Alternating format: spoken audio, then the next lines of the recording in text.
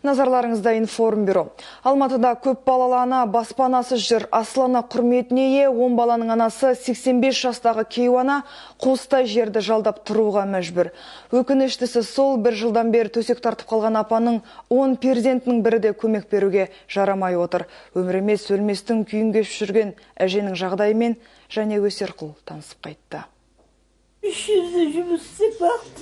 Осыдан 2 жыл бұрын Оралхан Сауданбекова өз аяғымен жүріп тұратын, ал бүгінде төсекке таңылып жатқан халіне ұлын кінәлайды. Себебі үйінің кенжесі баспанасын тартып алып қана қоймай, анасын балағаттап, түзге қаңғыртып жіберген. Бетіме түкіріп, кетті. Мен орысша білмеймін, кетті. Ұрынмасызды қыз. 10 баланы ұлын ұяға, қызын қияға қондырған ана перзенттері қатарынан қалмасын деп 3 жұмыста қызмет атқарған. Бүгінде балаларының айтса ауыз бармайтын сұмдық қылығына сенер емес. Қараусыз Кейуанаға 10 жылда көршілес болған Сарқыт Шәкен қызы да аналарын тірідей өлтірмекші болған перзенттерден жағасын ұстап отыр. Апа айтты, 2 келінім қызым аяқ қолымды байлап, мен свалкаға апаратқан жерінен көршілер көріпті дейді. Абай правдадағы жаңа Тұрсынбөбе деген қызым мені ұрып тісімді түсірді, терезенің бәрін ашып тастады, өл деп айтты. Балаларынан қайыр жоқ, балалар көмектеспейді. Балаларынан көмек болмағаннан кейін мына кісі, Жомарт деген кісі, мына әйелі осыларға жіберген екен. Қазір 80-нің сеңгіріне шыққан апа немере шөберелерімен қаланың сыртында бір бөлмелі үйді жалдап тұруда. Пәтер ақысын мешіт қызметкерлері түскен пітір садақадан төлеп жатқан көрінеді. Ал Медеу аудандық әкімшіліктің айтуынша Аслана үкімет көмегіне жүгіне алмайды. Себебі заңға сәйкес кәмелетке толған еңбекке жарамды балалары қартайған әке-шешелерін күтуге міндетті. Осылайша Кейуанаға бейнетінің зейнетін көрудің орнына туған тұяқтарымен соттасудан басқа амалы жоқ. Жәния Өсерқұл, Айнұр Байтуманова, Ұлан Кәрім, информбюро. 12. Бүгін осы 100 жылдықтың соңғы әдемі күні. Биылда айтулы күнде өмірін сүйіктісімен байланыстырғысы келген жұптар көп болды. 3 саны қатар келген күні неке қиған жастармен тілшілеріміз сұхбаттасып қайтты. 22 жастағы Алмас таныстықтың 3-ші күні 18 жастағы Маржанға дос болу туралы ұсыныс тастапты. Ал бір ай өткен соң сүйіктісін алып қашқан. Неке қию күнінде асыға күткен жас жұбайлар. Енді 12-12 күн 12 айдың 12 жылды болғандықтан, келесі жылы, яғни 13 болғандықтан 13 ай жоқ қой, сосын осындай қызықты күн болғандықтан өзіміз осы күнді белгілеп, осы күнді некемізді қидыруға асықтық. Қарағандының неке қию сарайында бүгін нағыз мереке. Әдетте желтоқсанда 30 жұп жанұя құрса, биыл бұл көрсеткіш бірден 2 есеге көбейіпті. Жалпы облыс бойынша 100 жұп некелескен екен. Санды таңдау сол 07-07-ден басталды. Енді 07-07-де біз где-то 187 жұптың некесін тіркесек, енді қазіргі күні бүгін 12-12-де біз енді 60 жұптың некесін тіркеп атырмыз. Өкінішке орай неке тіркелген күнге қарамастан әрбір 3-ші неке ажырасумен аяқталатын көрінеді. Люди, скорее всего, хотят приложить ответственность на какие-то даты, что они решат, будет ли союз счастливым или несчастливым. А союз зависит совершенно от другого, я считаю, не столько от дат. Безусловно, астрология имеет свой смысл, но она индивидуальна. Важно в союзе уважать друг друга, понимать друг друга и принимать друг друга такими, как есть. Желание быть вместе. Ал дәл осы күні туылған сәби бақытты ғұмыр кешеді деп жобалайды бір ауыздан сәуегелер. Нұрсұлу Асылбекованың ұлы бүгін түнде дүние есігін ашқан. Атаулы күнде туылған сәбиіне анасы Қаныш Сәтбаевтың есімін бермек. 12 болса жақсы болар еді деп өз ниетін білдірді. Содан кейін мен енді кішкене тоса 12-ден 10 кеткенде бұл баланы дүниеге келдім. 3-12 саны қатар келген күні биылғы 100 жылдықтың соңғы айтулы датасы болып қалмақ.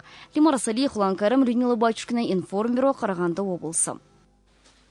Ал бүгін парламент депутаттары өскелең ұрпақ үшін аса маңызды заң жобасын көпшілікке таныстырды. Көк жәшікке телміріп ғаламторға үңілген бүгінгі балаларды зиянды ақпараттан қорғау заң жүзінде тым әлсіз деген олар жастар арасындағы қылмыс пен келеңсіз көріністің бәріне ғаламдық торап пен бақылаусыз телеөнімдер кінәлі деп есептейді.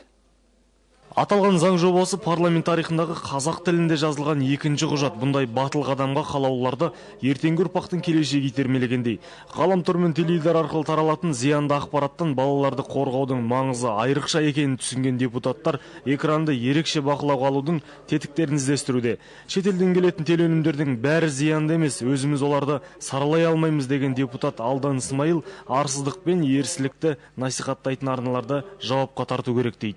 Электрондық ойындар компьютерде көрсетіліп жатқан. Егер барып қараңыздаршы, мына Мега тағы басқа супермаркетте балалар не көріп отқандар. Зомбилер, ағып жатқан қан, бірін-бірі пышақтап жатқан адам, анау төбеге шығып алып өмірден күдіріп секіріп өліп жатқан адамдар, осының бәрін балалар көріп отыр ғой. Ал бос уақытын компьютер клубтары мен интернет залдарында өткізетін жас буынды бақылауға алу оңайға соқпай тұр бүгінде. Соңғы жылдары өз-өзіне қол салу оқиғасы жиіліп, қыздың қырсық, баланың безбүйрек болуына ғаламтор мен түрлі фильмдер қатты әсер етуде. Ұрпақ тәрбиесімен айналысатын ұстаздар жоғарыдан мықты тосқауыл болмаса, бұл кеселдің алдында әлсіз екендерін айтуда. Жаман әсер етеді, әрине. Өйткені олардың агрессиялары пайда болады деп ойлаймын. Енді біздің қолымызда тек қана бақылау дейсіз. Біз өзіміз жағымыздан қараймыз. Тәрбиелейміз балаларды, бірақ теледидар мен интернет сайттар өздері бақылау керек шығар.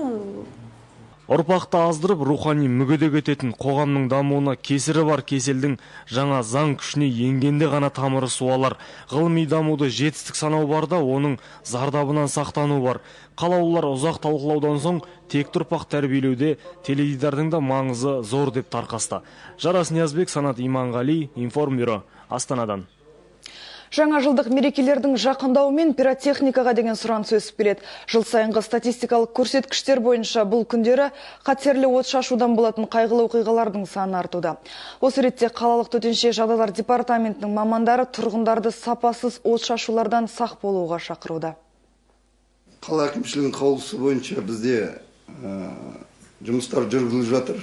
Әр ауданда, 7 ауданда бізде 7 төтенше жағдай бөлімі бар. Сол бөлімнің қызметкерлері өз аудандарындағы ішкі істер органдарымен қосылып рейдтер жүргізіліп, сапасы төмен пиротехникалық өнімдерді сатқызбауға жұмыстар жүргізіп жатыр. Денсаулық сақтау басқармасының мәліметтері бойынша өткен жылы жаңа жыл кешінде пиротехникалық бұйымдарды қолдануда 30-дан астам адам зардап шеккен. Жыл сайын балалар ауруханасына көзі шығып беті күйген 10 шақты оқушы келіп түседі екен. Сондай-ақ зиянды от шашулар өрттің негізгі себепшісі дейді төтенше жағдайлар департаментінің мамандары. Қазіргі кезде сауда орындарына қатаң рейд жүргізілуде. 2009, 2010, 2011 әр жылы сол ауруханаға жарақат алып келген балдардың саны азайып жатыр. 9 жылы 12 адам болса, 10 жылы 6 адам, 11 жылы 5 адам біздің ауруханаға жарақат алып келіп, ауруханаға жатқызылды. Ал еліміздің тәуелсіздік мерекесі қарсаңында Мәдениет және ақпарат министрлігінің тапсырысы бойынша ел шежіре қайырымдылық қорынан шыққан алтын қазына атты ақпараттық көркем альбомның тұсау кесері болып өтті. Жиында мәдени мұра бағдарламасы аясында атқарылған шараларды қоғам қайраткерлер мен ғалымдар талқыға салды. Олардың барлығы бір ауыздан жобаны әлі де жалғастыру жөнінде ұсыныстар айтты. Ал жиында таныстырылған алтын қазына альбомы халқымыздың тарихи жәдігерлерін көпшілікке паш ету мақсатында шығарылған. Елбасымыздың тікелей бастамасымен дүниеге келген мәдени мұра бағдарламасы 8 жылда атқарған жұмысы біздің ұлттың рухани қазынамызды соншама молайтқан барша халық мойындап отыр. Міне онымен егер қысқа айтсам, осы 8 жылдың ішінде ғана 500-ге тарта тек қана әртүрлі кітаптар шыққан. Алаздаған жарнамамен ауа райы мәліметінен соң Базарбаевтар хикаясының 2 маусымындағы қызықтарын тамашалауды ұмытпаңыздар. Бүгінге осы. Айдан аман, жылдан есен болайық.